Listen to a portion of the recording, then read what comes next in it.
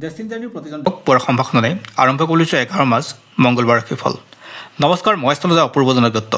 বন্ধুসকল, ৰাশিফলৰ মূল ভিডিঅ'লৈ যোৱাৰ আগত পঞ্চাং অনুসৰি অৰ্থাৎ পঞ্জিকাৰ পৰা পোৱা তথ্য অনুসৰি আজিৰ দিনটোৰ কিছু তথ্য আপোনালোকক জনাব বিচাৰিছোঁ। আজি হ'ল 11 মাৰ্চ 2025 মংগলবাৰ, অসমীয়া লেখাৰ 1431 ভাস্কৰাব্দৰ আজি ফাগুন মাহৰ 26 দিন। আজি সূৰ্যোদয় পুৱা 5:46:28 আৰু সূৰ্যাস্ত হ'ব সন্ধিয়া 5:29:24।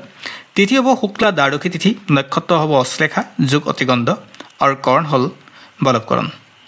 আজি কোনো শিশুৰ জন্ম হ'লে তেওঁ ৰাশি হ'ব কৰ্কট ৰাশি, বিপ্ৰ বৰ্ড দেৱাৰী গণ লাভ কৰিব। অস্তুতৰ মতে চন্দ্ৰ আৰু বিংশোত্তৰ মতে বুধৰ দশা লাভ কৰিব। বন্ধুসকল, যদি কোনো কন্যা আইদৰিটো হয় আজি হ'ব 7দিনীয়া কান্তা যোগ।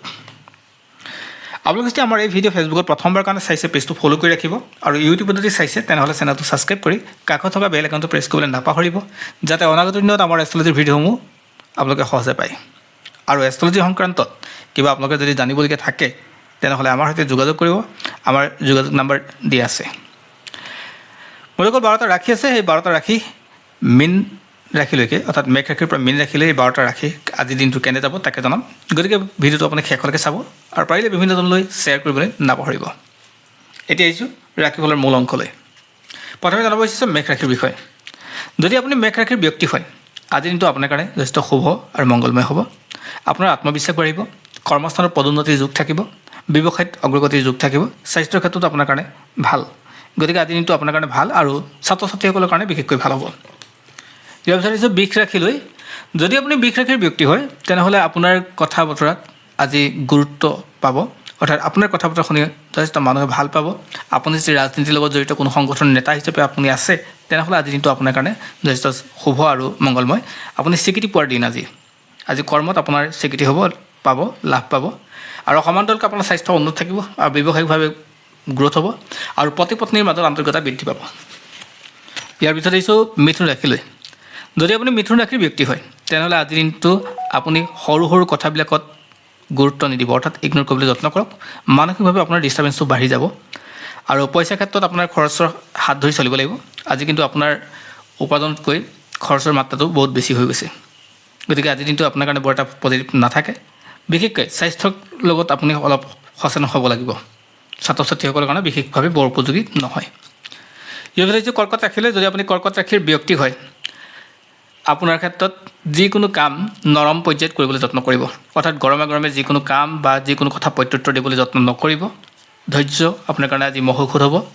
কৰ্মস্থান আপোনাৰ উন্নত হ'ব, নতুন খা খবৰ আহিব, কথাৰ যুক্তি তৰ্ক বাঢ়িব বিভিন্ন মহলত, আৰু বন্ধুবৰ্গ আপোনাক সহায় হাত আগবঢ়াব। আজিৰ দিন আপোনাৰ তেনেকৈ যাব। ইয়াৰ পিছত সিংহ ৰাশিলৈ। যদি আপুনি সিংহ ৰাশিৰ ব্যক্তি আৰু কৰ্মস্থান যদি বিচাৰি আছে তেনেহ'লে আজি কৰ্মস্থান পোৱাৰ যোগ থাকে। কৰ্মস্থানত পূৰ্বতে কৰি থকাসকলৰ কাৰণে কৰ্মস্থানৰ উন্নতি অৰ্থাৎ পদোন্নতিৰ যোগ থাকে, আৰু ওপৰ মহল অৰ্থাৎ বছৰৰ পৰা আপোনাৰ সুনাম পোৱাৰ যোগ থাকে। আজি আপোনাৰ কাৰণে ভাল দিন।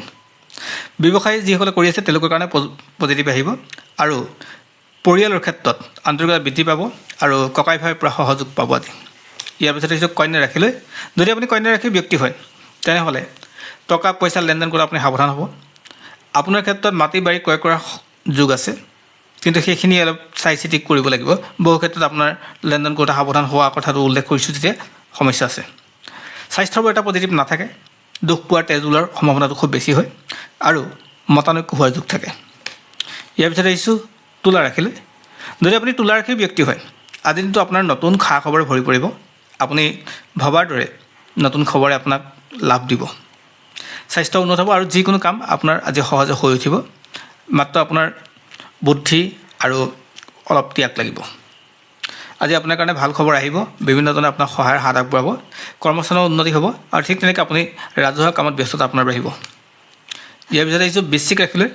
যদি আপুনি বৃশ্চিক ৰাশিৰ ব্যক্তি হয় দায়িত্বটো বাঢ়িবই, কষ্ট বাঢ়িব, নতুন নতুন কৰ্মক্ষেত্ৰত আপোনাৰ আগমন ঘটিব পাৰে বা অপৰচুনিটি আপোনাৰ আজিৰ দিনটোত আহিব পাৰে। পিতৃ মাতৃৰ স্বাস্থ্যক লৈ আপুনি অলপ সচেতন হ'ব।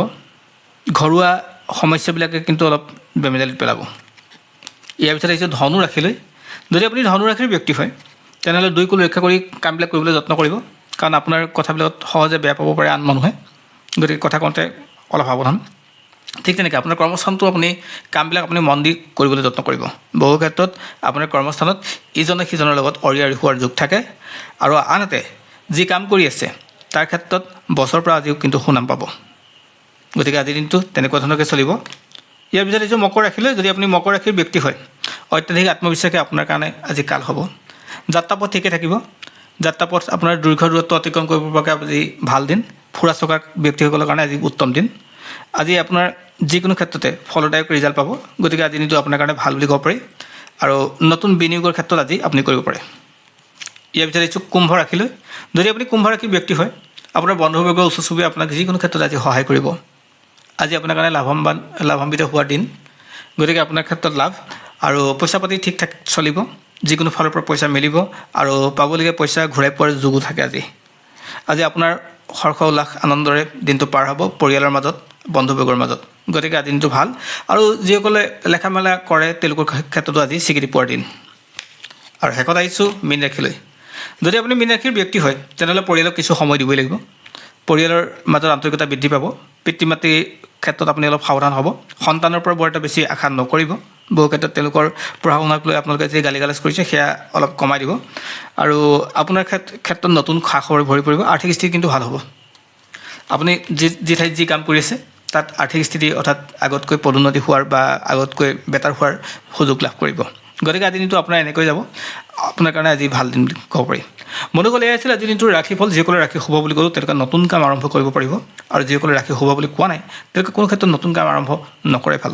ধন্যবাদ। পুনৰ আন এক ভিডিঅ'ত আপোনাক সকলোকে লগ পাম আৰু বিভিন্ন ধৰণলৈ শ্বেয়াৰ কৰিবলৈ নাপাহৰিব আৰু শেষত লিখিব কমেণ্টত আপুনি নিজৰ মনৰ কথা লিখিব আৰু আমি যিমান পাৰোঁ শুদ্ধ আৰু সত্যভাৱে যিকোনো বিষয় উপস্থাপন কৰিবলৈ যত্ন কৰিম আৰু এষ্ট্ৰলজি, নিউমৰলজি, বাস্তুৰ যিকোনো আপোনালোকে ভিডিঅ' পাই থাকিব আৰু আপোনালোকৰ কোনটো বিষয় লাগে আপোনালোকে কিন্তু কমেণ্টত আমাক জনাব।